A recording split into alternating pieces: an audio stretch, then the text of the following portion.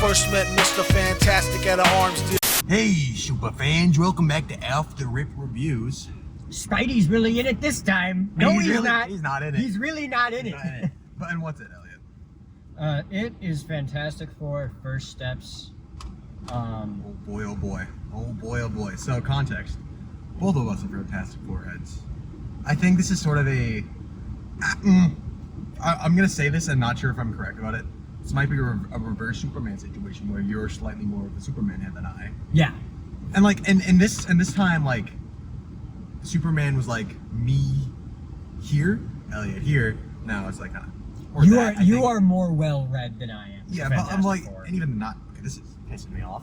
Even then, not too much, but like, but that's not what we're here to talk about. We're here to talk about First Steps, directed by Matt Shakman. Oh boy. It only took one of the 90s movies came out, like 94, I think. Yeah. It only took them 31 years.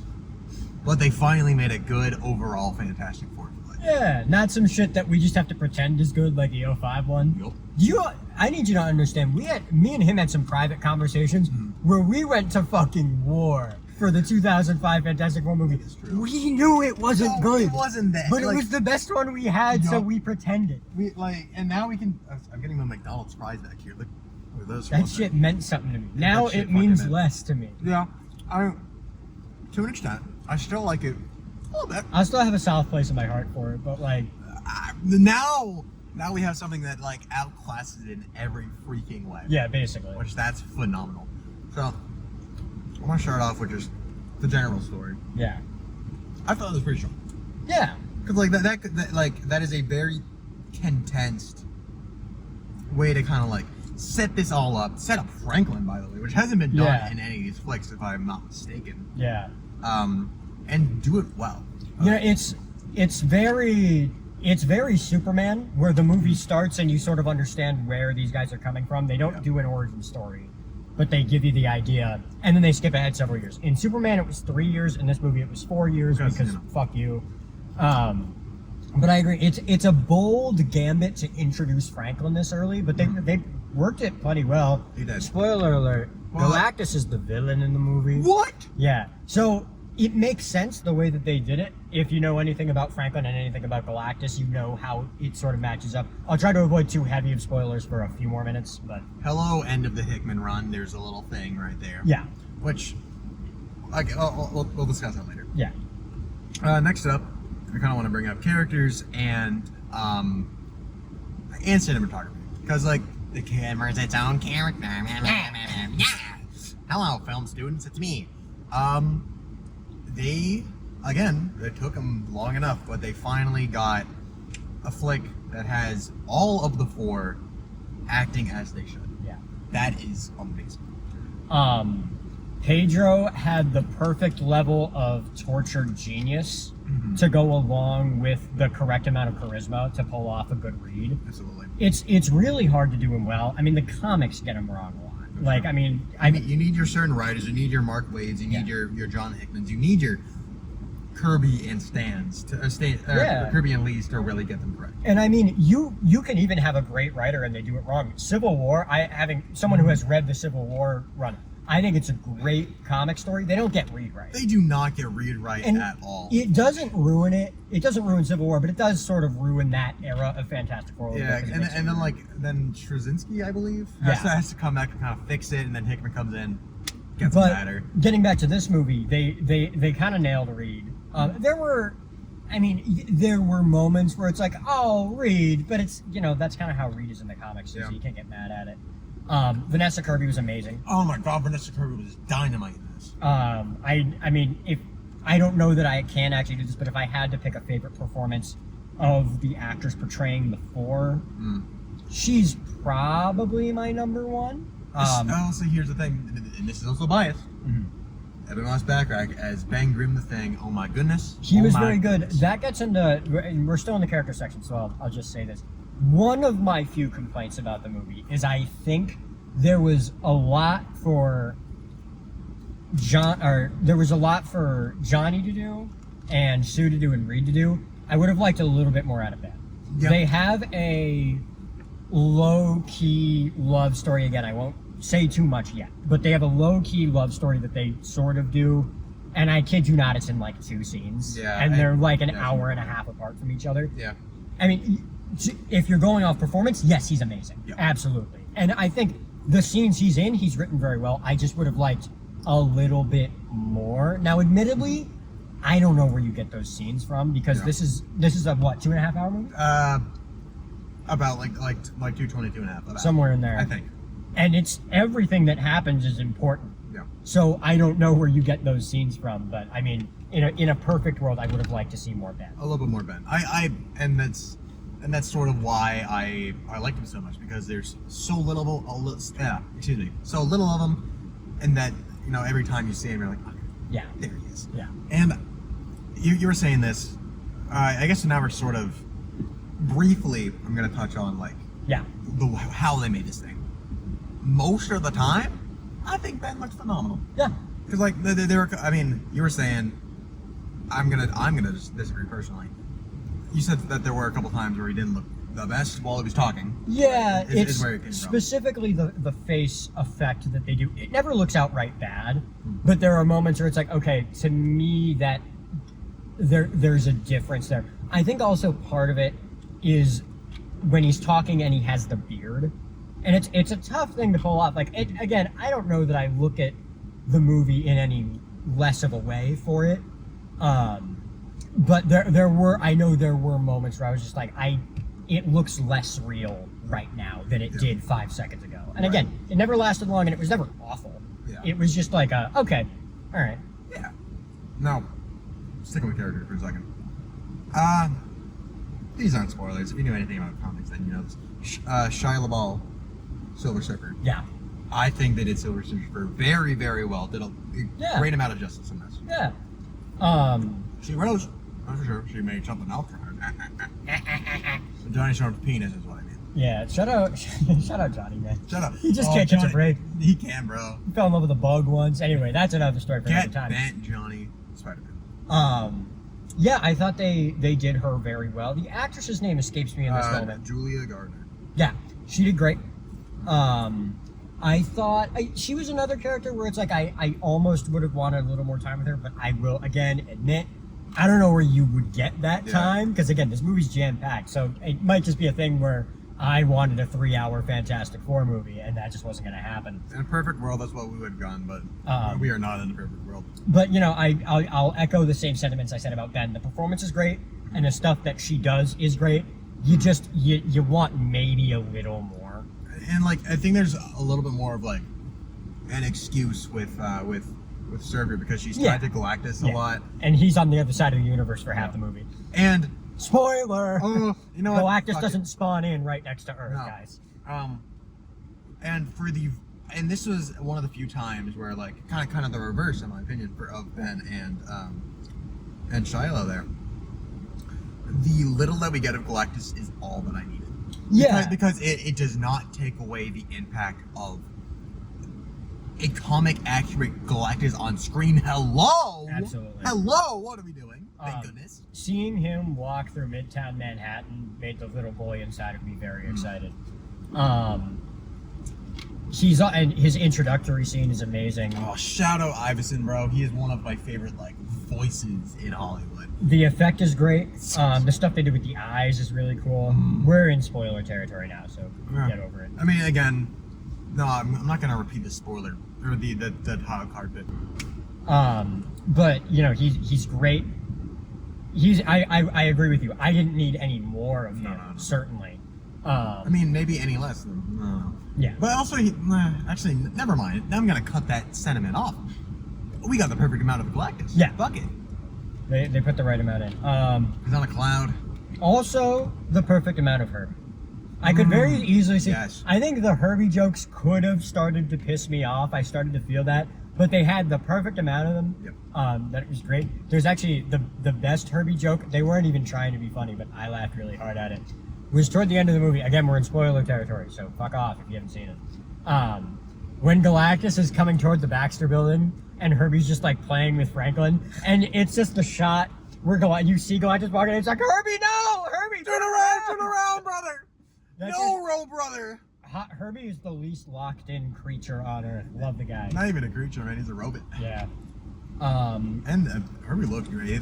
I'm pretty sure Herbie was practical most of the flick, which is very cool. I agree with you. The cinematography was great. I think we talked about that already, but like a little bit off camera. But yeah, the cinematography awesome. It was fun. I was also saying I'm not a film guy. That's his job. Hello. But I never really notice editing in movies unless it's really bad. There were a couple moments where I'm like, oh, that was really well edited. And I think that says something. If you can get a schmuck like me to think a movie's well edited, that means it's probably superbly edited, and I just didn't know what to look for. And I know all of it. It's almost for any crazy people in the audience who have seen the 2003 Ang Lee Hulk movie, the bits where they do the comic panels and like the montage sequences, you get some stuff like that. It's not quite comic panels; it's more just like bubbles. You know what I'm talking about? It's 60s TV panels. Is what more I was thinking of. But it's fun. You know, it's very this movie, and that's what I love. I think overall, when you look at the characterization and the cinematography, and we'll get to more of it later, but just the entire design and the look of the movie, they super stick to the time period they put themselves in. It's great. They really, really did. We're in spoiler territory. I love how they did Franklin in this. Yeah. It was just a little baby, and then they showed a little bit of power cosmic at the end. Yeah. Oh, that's all you needed. That's cool. all you needed. All you were gonna. And you were saying this. The only thing that they needed to do was have Sue lock the fuck in. Yeah. And that's what saves the day. And it's well established within Fantastic Four lore that Sue is secretly the most powerful member. She just doesn't do it that often. Because A, she's kind of the nicest one, and B, it almost kills her. In this movie, it does. But she gets brought back. And that was the power cosmic thing I was talking about. Like a minute ago. But, it's one of those things where it's just really funny. It's like, okay, well, Galactus is this big fucking thing, and then it's just like, oh, Sue just locked in, and she pushed him halfway across Manhattan. That's not actually a complaint, for the record. I'm not actually talking shit. I just thought it was funny. Yeah. That does bring me to, now that we're talking about the end of the movie, there were a couple of story beats that weren't bad, but I saw them coming early just because they are a bit cliche, and I was like, oh man, I wish I had never seen a movie before, so I didn't know. When the Surfer comes back and knocks Galactus into the hole, the second they knock Galactus into the portal the first time, I'm like, well, he's gonna come back out, and then the Surfer's gonna come back, and the Surfer's gonna knock him in. Because do a little redemption. Because, again, I've seen movies before, and when they killed Sue, I mean, Sue's not going to stay dead. It's like, oh, how are they going to do it? And it's like, oh, Franklin's going to bring it back. Like, you know that the second she dies. Yeah, because like, when that scene happened, in the back of my head, I said, I saw the Doomsday casting. They're not going to do it. But, like, Right. What the Exactly. fuck are we doing? Like, I was surprised they, like, kept her dead as long as they did. Yeah. And admittedly, that was, like, 2 minutes or something. But even then, that was way longer than I thought. And again, you see Franklin bringing her back coming from a mile away. But again, that's not really a problem. It's just one of those things where it's like, okay, this is still a superhero movie, and there are certain beats they're gonna hit. I just think it was funny when they're like, well, if we reroute the entire power grid of the Eastern Seaboard to the thing, we can keep it open for 37 seconds. And it's like, you can keep it open, but you could have closed it, right? Yeah. I don't know. I mean, maybe it got destroyed in the explosion. Maybe that's what they go for. They never show me that. But that was like the one thing where I'm like, why don't they just close it? Why don't they do that? Yeah. But it doesn't ruin the movie. Just like a little thing where you're watching like. Yeah, I do wonder if that's like in real time. I don't think it was, but maybe it wasn't. I don't think so. I mean, maybe when it comes out on streaming or whatever, I'll count. I'll count them seconds. But I mean, that'd be neat. Probably wasn't. Moving on a little bit, another character that isn't a character. The music in this movie. It's great. Ooh. Michael Giacchino, am I saying that right? Yeah, or Giacchino, either one.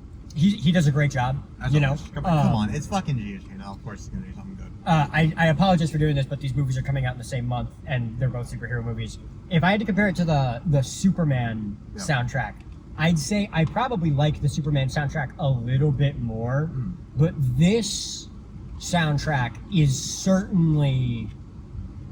What's the word I'm looking for? It's not necessarily more evocative, but it feels more like this movie than because that Superman fanfare that they reuse just feels like the character. This soundtrack feels like this movie specifically. And I love that. You know, I think, and I apologize for still not knowing their name. The person, whoever did the soundtrack for the Superman movie, did a great job.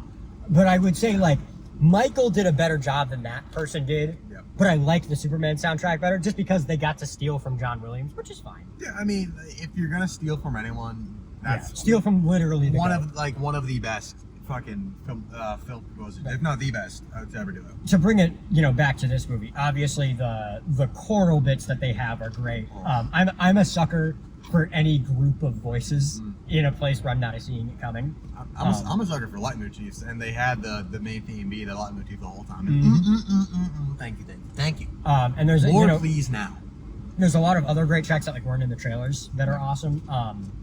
Specifically, the track that plays when they are on Galactus' ship is super cool. When they're like getting pulled in and as they're escaping, it's great. There are other ones that are great, but that's the one that comes to mind off the top of the head, other than the main fanfare. But yeah. That's my thoughts on the music. No music there. I don't know if we should talk about this just yet. Fuck it. Yeah, let's do it. Post-credit scene. There he was. There. Yeah. Okay, so. They put him in. Oh no! Wait, I dropped it. Here's a fun fact about me. Another thing I realized is, like, as this post-credit scene was happening, Doctor Doom is my favorite character in fiction. And there he the fuck was. He's great. He's great. But but they did the one thing you aren't supposed to do, and the thing they're going to do for the next 2 fucking movies. They showed him with his mask off. They didn't show the guy underneath because they weren't gonna get RDJ for 2 seconds. $10 billion for 2 seconds of screen time. The budget would have gone up, and the VFX budget would have gone down. True. But we saw Doom. Yeah. And I will say, it's stupid that he took off the mask. The only reason he took off the mask is that we as the audience can see the mask, even though we all would have fucking known who it was. Unless you're like a dipshit that doesn't know what comics are. Oh my god. But despite the fact that we didn't like that the mask was off, the mask looks good. It does. It looks really good. That, for better or for worse, that just looks like the Marvel Legends mask that they put out recently. And I'm not saying it's a bad thing. No. That's just comic accurate. That's it. Well, at least I think it's comic accurate. I was like, I think my eyes, like, my brain shut off when I saw it for a second. Because, like, that's one of my favorite guys on screen. It was. Speaking of guys, there are some guys back there. You can see them in the rearview mirror on the camera. Hello, guys. Everybody say hello, guys. Hello, guys. Hello, guys. No, I mean, it's comic accurate enough. I mean, at the end of the day, as important as it is to me and as important as it is to the character, it's a metal mask. You know, if you get a pretty good faceplate, it's like, all right, good enough. Exactly. Rise of the Silver Surfer had a really great mask. For sure. I mean, but the movie sucks. that movie is booty cheese. But we don't have to talk about that. No. Well, we might do another Fantastic Four video at some point. I don't know. We'll see. Oh my god, we have to watch all of them, don't we? That'd be funny as fuck. That would be very funny. Well, I mean, we just gotta watch Fan Force. I don't want to watch. Don't make me do that. Don't make me do that. And I honestly, and besides the Doom reveal, I really liked the scene surrounding it. Yeah. Because one thing, Franklin's an older cat now. Yeah. That's epic. It's cool. He likes, who the fuck was the cat? He likes Chuck Darwin. That's hilarious. That is actually really funny. He's also a big fan of the Very Hungry Caterpillar, which is real as fuck, because I am too. Current day. He's a caterpillar head, right? I read that shit every day, cover to cover, if you can believe it. I'm actually very impressed with them for resisting the urge to, because a lot of the times in the comics, Franklin gets born and then he ages himself up rapidly, like he does that. They didn't do that in this movie. It's obviously there's the 4 years and then he's born during the course of the movie. Yeah. And then the post-credit scene is it another 4 years later? Yes. Yeah. So it was 8 years after like they got their powers. Yeah. So he's like 5-ish years old because the whole Galactus thing took like a couple months. Yeah. I guess. Because he was like just hanging out. Here's another thing. We'll get back to this conversation for a second. But one thing that I do want to say is that I like it was very obvious that there was a progression of time throughout this movie, because like it took like the whole space bit that took a month because they were. Oh, that's why. It's the time dilation. Because of the time. Yeah. wow, I just got that. Yeah, Because of the time dilation. That's why. That's what was funny to me. And the reason I figured out is because they said, very specifically, the newscaster says their month-long return trip. Yeah. And I'm like, does he actually mean that, or did I hear that line wrong? And then I realized, if that's what they mean, if he's trying to say it took them a month to get back, it didn't actually, because the baby would have starved to death. Sorry, that's baby. true. Sorry, Frank. But yeah, it's the time dilation, which is it's cool. It's an exciting scene. It's very, for any solo heads out there, it's very similar to the end of the Kessel Run sequence. That's true. Where they're fucking like jetting away from the whatever the hell it is. Yeah, for any Doctor Who Peter Capaldi had this like his finale, his final arc or whatever, the two-parter. Shout out Time Dilation. British people, am I right? Yeah. Well, do we want to compare it to Superman, which is the thing everyone's gonna do, and then score it?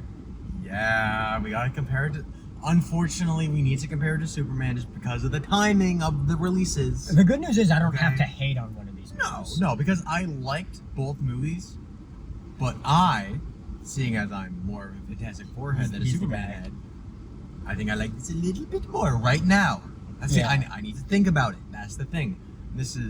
But at gut reaction, just out of the theater for like not even an hour, I think I'm gonna give the 4 an edge. The edge a little bit more.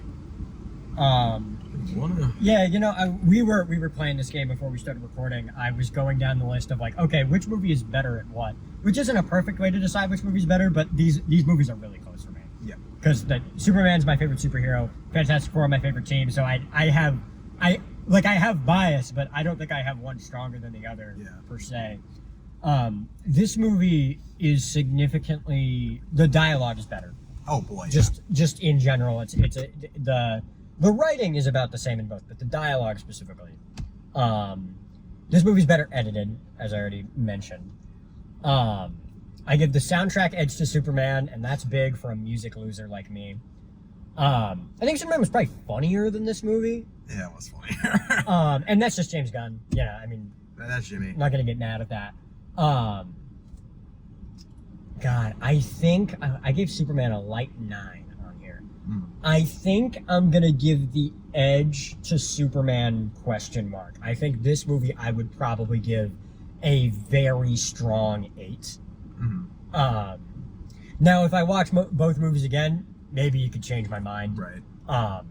I think I like Clark better than I like any of the 4 individually. Yeah. I think Lex is a more entertaining villain to watch. Galactus is way cooler. Yeah. Like, I won't lie. That's true. Just because we've never actually seen him done well.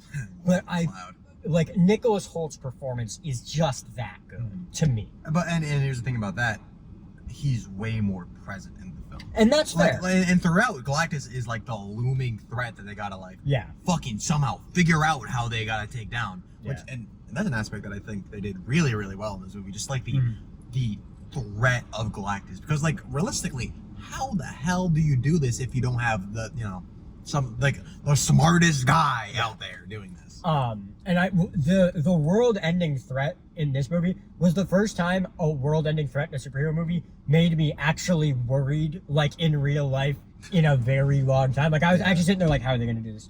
How are they going to pull it off? I think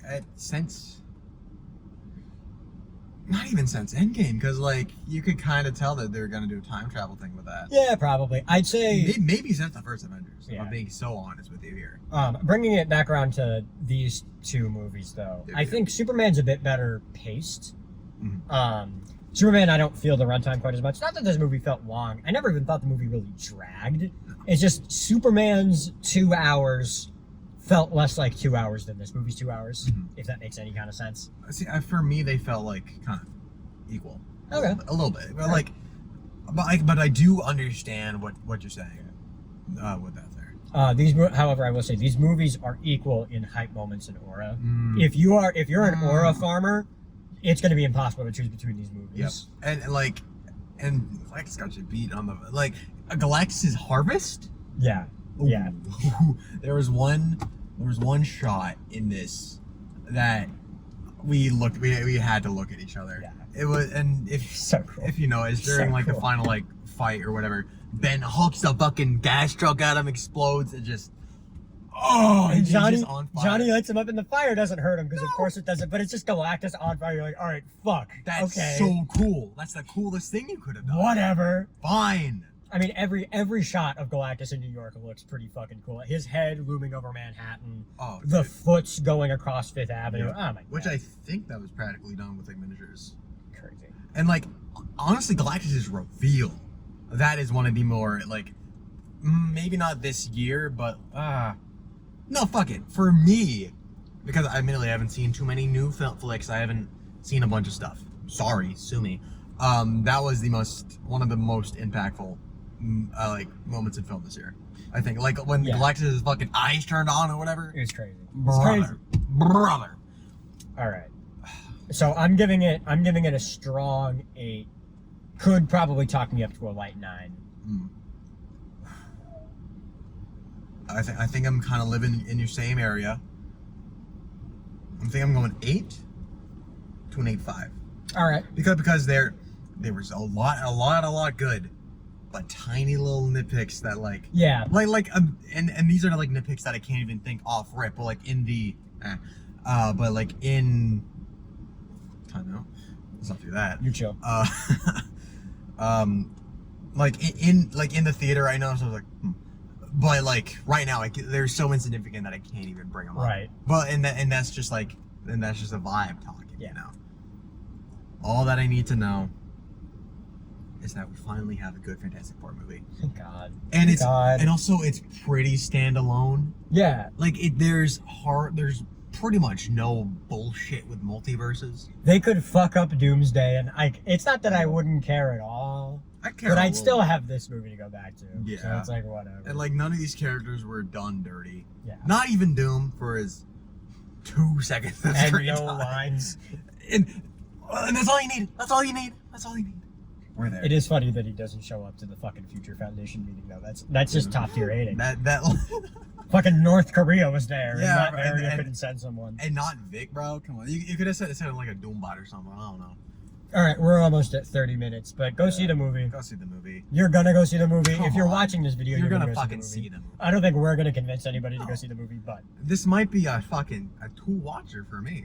I On might the go low. back. I might On the go back. low. I might have to do it again. I might peer pressure my girlfriend into going to see it because There we I go. think she'd fuck with Sue Storm heavy. Oh no, like admittedly I don't know her super well, but she would fuck with Sue Storm heavy. Any Elliott heads out there know that this is true. I'm gonna censor her name by the way. But And her social security number is no.